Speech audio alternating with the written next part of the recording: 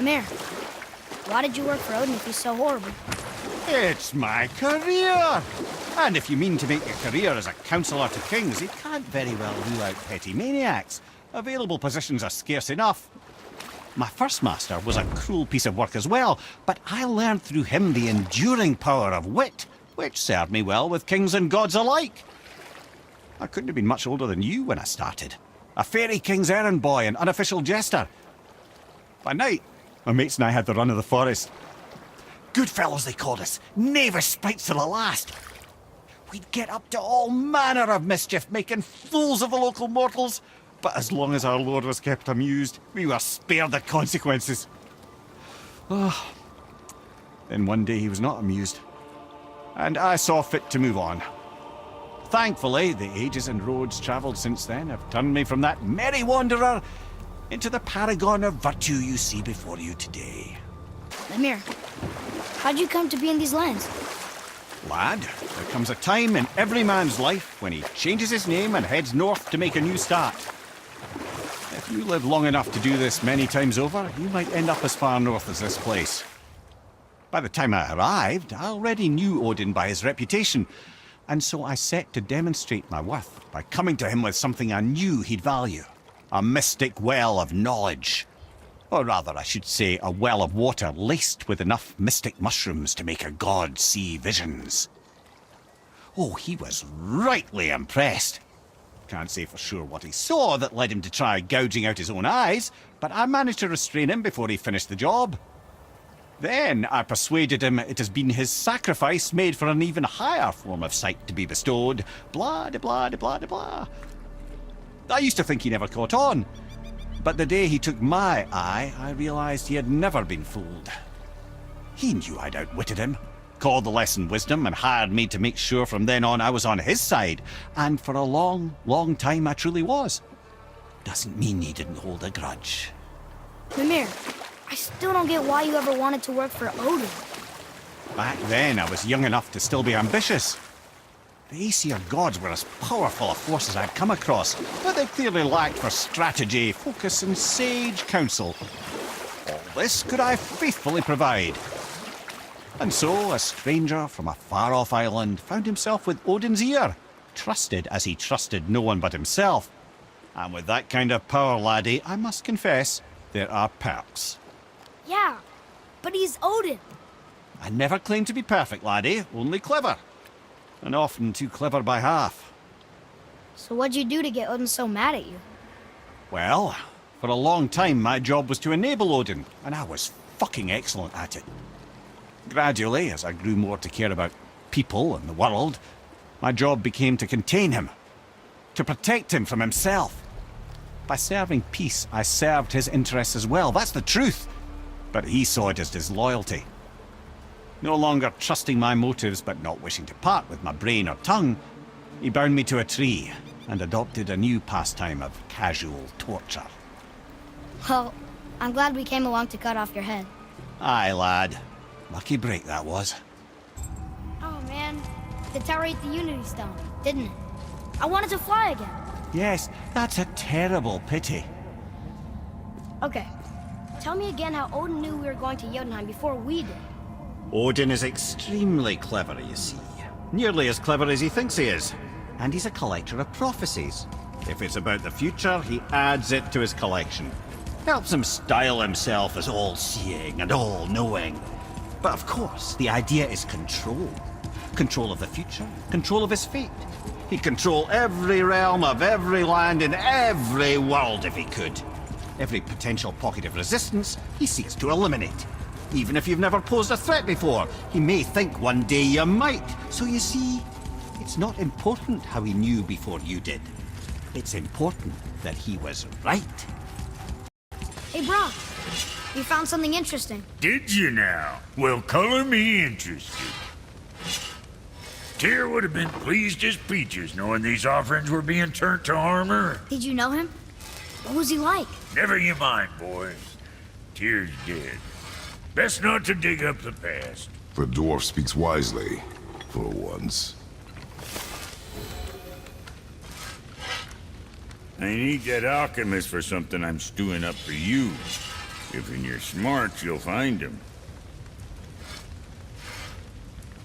So how was your trip to Jotunheim? Will you give them a little privacy? The kid just found out he's a giant. He doesn't need you interrogating him. Brok, you knew? Oh, we knew Faye was the last guardian of the Jotnar left in Midgard. That's why we made her the axe. We hoped it could restore the balance of power. After Thor went all berserk with our hammer. Though in the end, it seems, she chose another path. She chose, well, you. Both of you. I suppose she figured that was the best chance for the giants to live on. And now, I suppose, that's up to you. How about that? A young Jotun with us the whole time. And the son of Laufey, the just... I should have seen it before! Better not be fighting with your brother again. Just because he's gotten a little less annoying over the years doesn't mean I ain't got a customer base of my own to keep happy. Oh yeah? Who's that? Well, you came back here, didn't you? Fair point. Mimir, what did you call Mother? Laufey the Just? Did you know her? I never had the pleasure. Laufey was a rumour in the halls of Asgard. A giantess warrior who thwarted many an Aesir god's plans. Freeing those who they would enslave, feeding those who they would starve, generally making a nuisance of herself in the most noble of ways. Thor was terribly frustrated he could never find her to fight. Once my imprisonment began, I could only wonder what became of her, and who she would turn out to be. Yours is quite a singular lineage, lad. Mimir, what else did the serpent tell you when you spoke? Kinda sounded important. I'm sure it's nothing. He just said the boy seemed familiar to him. Me? That's impossible. Oh, I quite agree. Unless, perhaps, he refers to something yet to be. It is said that when Jormungandr and Thor battle at Ragnarok, their clash so violently shakes the Tree of Life that it splinters, casting the serpent backward through time, even before his own birth. What? That is madness. Well, I did say not to concern yourself. Why is Odin so desperate to find a way into Jotunheim anyway? He's convinced the giants hold the key to changing his fate when Ragnarok comes. They are the Aesir's oldest enemies, after all, and it's their army that's supposed to do him in the end. But more than that, he covets their gifts of prophecy. He wants to know what they know and see what they see. So much suffering could have been avoided if his insatiable curiosity was not so much stronger than his wisdom. What do you mean? Ah, remind me to tell you why they call him the Lord of the Hanged. So why do they call Odin the Lord of the Hanged? That refers to a modest example of Odin's thirst for knowledge. The time he spent 9 days a dead man. Hung himself by the neck from Yggdrasil's branches, put his spear through his own side and bled down into the Well of Destiny. He roamed the realms of the dead and plundered the World Tree of its secrets, until I think quite rightly it got fed up with him and sent him back to the land of the living. Did I not mention he was barking mad? Mimir, why do you have Bifrost crystals in your eyes? A loving gift from the giants. Since I used to do so much traveling between realms, they thought it would be more convenient for me than having a crystal I could lose. Did it hurt? No, because I wisely fortified myself with 16 cups of Billow Maiden's ale. Got so inebriated I tried convincing the giants to put him in my nipples instead. Almost talked them into it too. Can you imagine? Mimir of the Bifrost teats. Ah, those were the days. Ew. Okay, I'll stop now. Mimir, you never told me what happened with the stonemason's son. Hrimthur, son of Thamur. After completing his father's masterwork, the Great Wall of Jotunheim,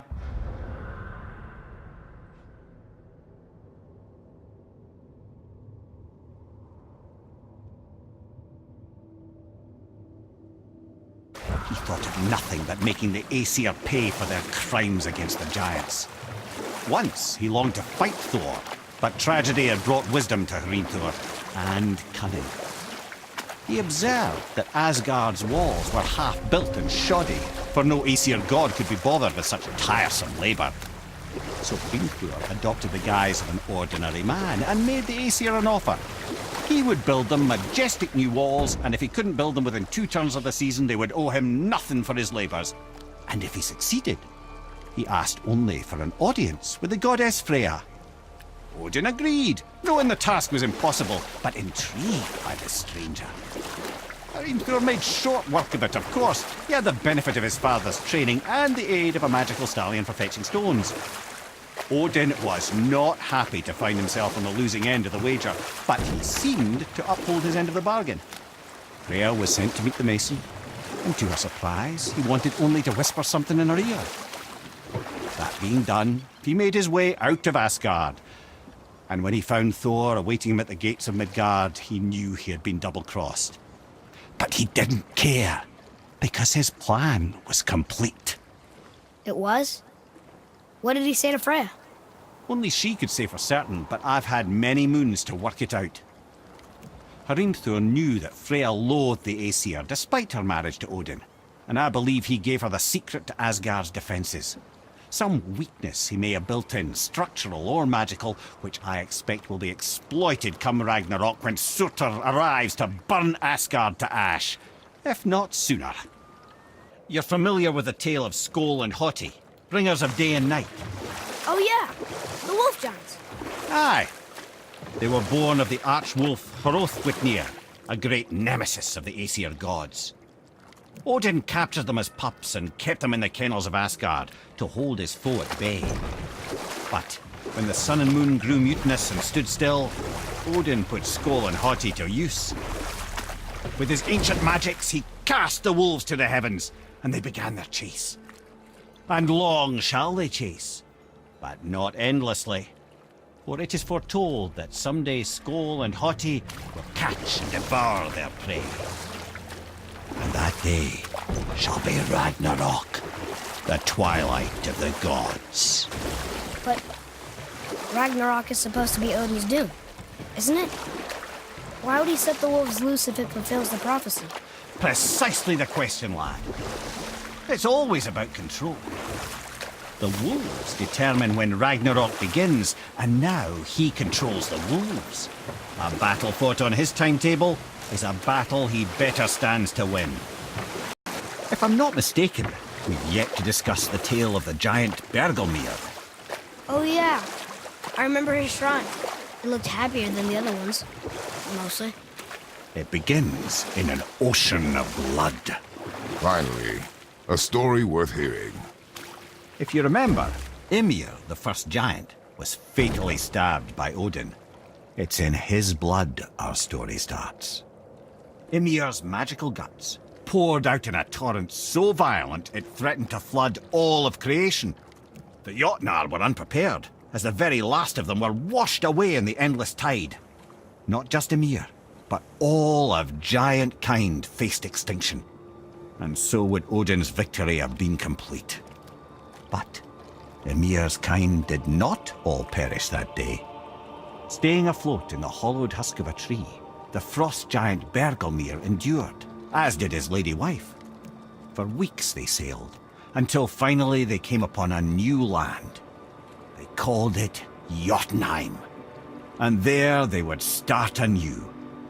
As father and mother they would multiply exceedingly, and as king and queen they worked to make Jotunheim a land where giants would know no master but themselves. Bergelmir never sought revenge for Odin's slaughter. His vengeance was to live and prosper. He died at peace, a legion of his kin to mourn him. He would ever be known as Bergelmir the Beloved. Bergelmir the Beloved. Huh. I've never heard a story end that way. Not a true one, anyway. Few do, laddie. Is it a good idea coming back here? She's probably in there planning your demise, brother. Or bringing Baldur back to life? Like she did you, Mimir. Oh, I'm not alive, lad. I'm reanimated, sure. But make no mistake, I'm still quite dead. I'll never be what I once was. She won't want this for her son. Trust me. That's a relief. Not the part about you being dead, but, you know. I didn't think we'd see you out here, since you and Brok got back together. Everything okay? Oh, better than ever. You know, I really think we've both grown in our years apart. So how come you're back here? Just catching some fresh air. Look, I love my brother. But he still smells like a fetid dung pile. That dragon, it's Baldur's, isn't it? Yes. And you brought it down to save me? It was very heroic. I wonder why Googie's bones are all over the place. Desecration, typically. Pieces of scattered corpse make for a piss-poor soul. No hope for Valhalla or Helheim when your arm's on one beach and your head's on another. Why not ask the spirit? I'm sure he will be forthcoming with answers. What happened to the city? I'm not entirely sure, lad. It was abandoned long before Jormungandr came to town and flooded the place. I wonder what it was like to live here.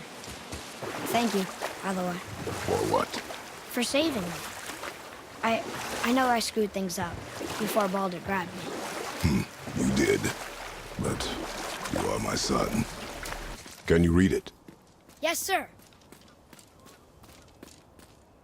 Oh yeah, I can translate this now. Niflheim, land of fog and fortune. Hey, nobody mentioned fortune. We should go there sometime.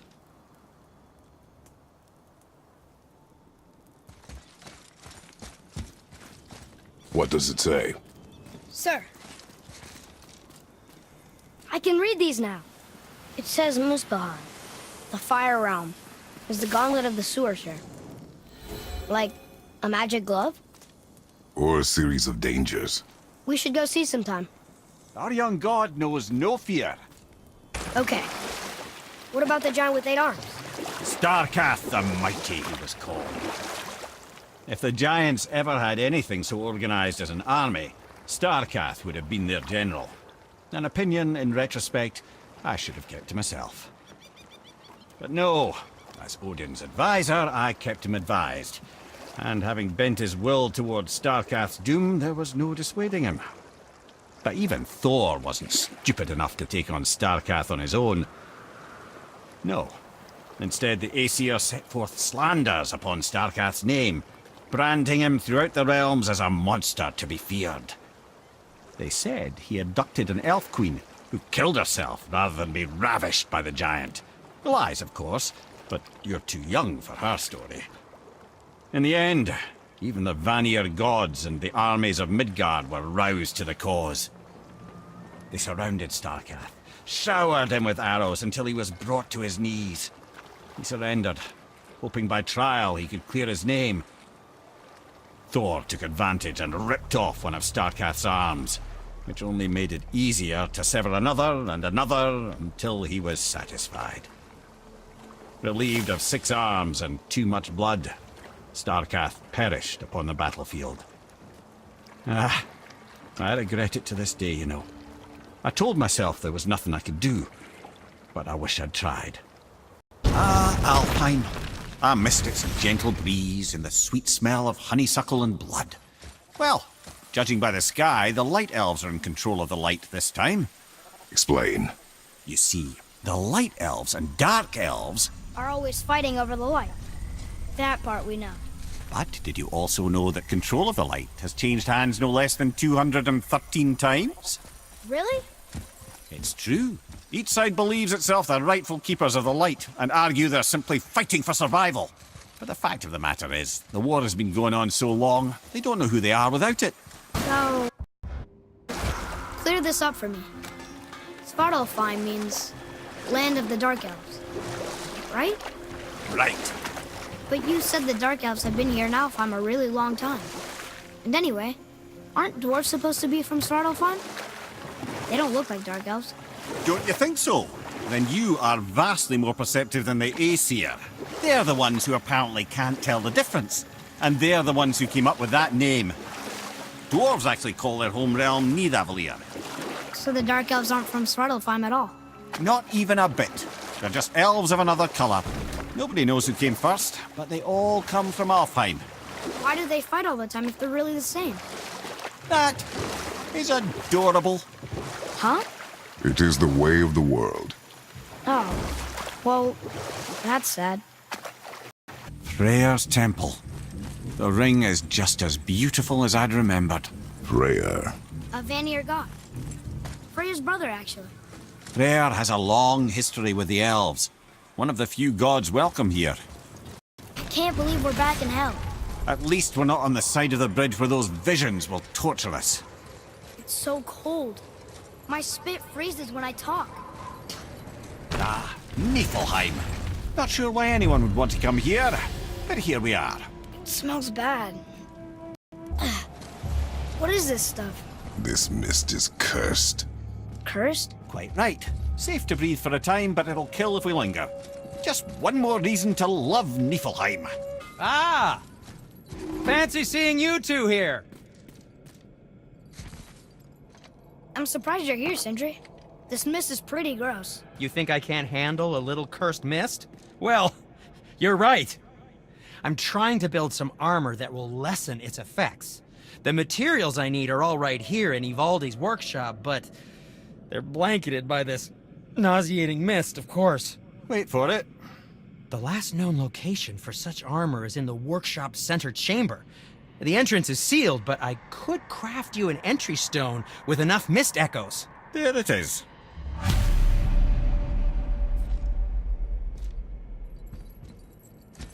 I wouldn't recommend staying in the mist for too long. That stench will stick to your hair, your weapons, your armor, and I will not touch your gear until you burn all the tiny beasties off in the fires of Muspelheim. Also, it will kill you. Just make sure you give yourself enough time while you're hunting for echoes. I know you two get carried away, breaking pots and looting corpses. There's something written here.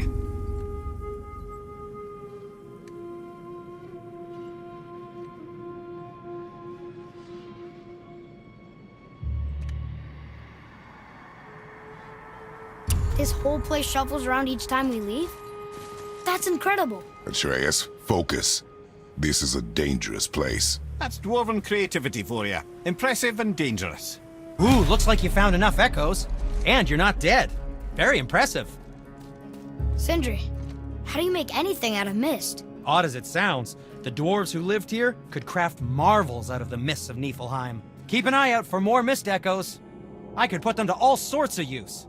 Is that the armor? It looks kind of run down. Can you wear it? No, it is too small and too old. We will bring it back to the dwarf. Is that what I think it is? Useless armor? Useless! Oh, ye of little faith, this armor was worn by Ivaldi himself. Sure, it's seen better days, but I can restore it with more mist echoes.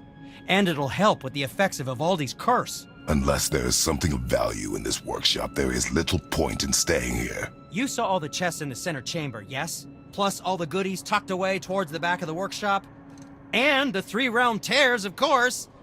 But might want to be careful with those. Why's that? It's a literal tear in the fabric of reality itself. You want to reach your hand through there? Be my guest. What is this place? You are standing at the entrance to Ivaldi's workshop. A testament to the ingenuity of dwarven engineering. Why does it smell so bad? It's quite foul, isn't it? Well, that's a long story, but, quite simply, Ivaldi messed with forces he shouldn't have, and you're breathing the consequences. So, Ivaldi created this mist? No, Niflheim has always been a land of mist. And snow. Endless snow, and wind, and ice. Really, it's never been a pleasant location. But Ivaldi found a way to harness all that frosty power, and built marvels that shocked the realms of both man and god. Wow. Yes. Wow. So then what happened? After Ivaldi built all the marvels? Ah, yes, well, Odin wasn't keen on the idea of dwarves building contraptions that challenged his power, so he intervened. Ivaldi was furious and retaliated. From there, things escalated, and well, here we are. Cursed mist. And this is why gods are best avoided. You must like the heat, Brok. Heat's damned useful in my line of work. Even makes space itself more pliable. Take those magic doors you love so much. Round here, they all go right to one another. No prodding from old Brok. Go up yonder and wake some up. You'll see. Getting around moose pools are cinch. As long as you don't end up cooked. Been putzing around Niflheim, have we? How can you tell? I'd recognize Ivaldi's stench of failure anywhere. Plus, you still got some mist on your shoes. Wow. It's hot here. But is that snow? Ash. It only falls like that for great fires. The whole realm is a great fire, the source of fire itself, and all the sun and stars, if legend is to be believed. Should we believe? I mean, we're here, and we're not on fire. Not yet. Well, you know, I suppose it's cooled considerably since the dawn of creation, hasn't it? Niflheim isn't exactly ice these days either. It's in the nature of things. Extremes are tempered by time. Fires burn colder, men grow old and grey, heads are chopped off and attached to belts. Such is life. Okay, Mimir. So, nobody lives here, do they? Only a fire giant could be at home here, and according to prophecy, we won't see them again till Ragnarok. Wait, so Freya is the Valkyrie Queen? She never told us. You never told us. Explain yourself, Head. Or are you bewitched again? Not at all. Freya was Queen of the Valkyries at one point. Part of her marriage dowry included overseeing the Valkyries themselves. As a powerful Vanir goddess, they revered her. I never knew how much until now. Brothers, there's another thing I must let you know. From the time you were away in Jotunheim. Well, tell us then. It concerns Freya. She paid me a visit. What did you tell her? What little I know about where Odin may have kept her Valkyrie wings. Seems she's rather bent on reclaiming her warrior spirit. I'm afraid the cycle of vengeance may not be so easily broken. You did it! You sealed all 3 of the realm tears! How do you feel? Like my fingers are about to fall off. You have come a long way, Atreus. This was no easy feat. You should feel pride. I do. Thank you, Father. Hey, Sindri, guess what? We closed all the realm tears. You what? No, you did not. You really did? No way. Yes, huh? It took forever, but we sealed them all up. I don't believe it. The strength you would need. It is no boast. No, I suppose you aren't the type. Well, not much else I can say besides, thank you. Evaldi and Sons would thank you too, were they here.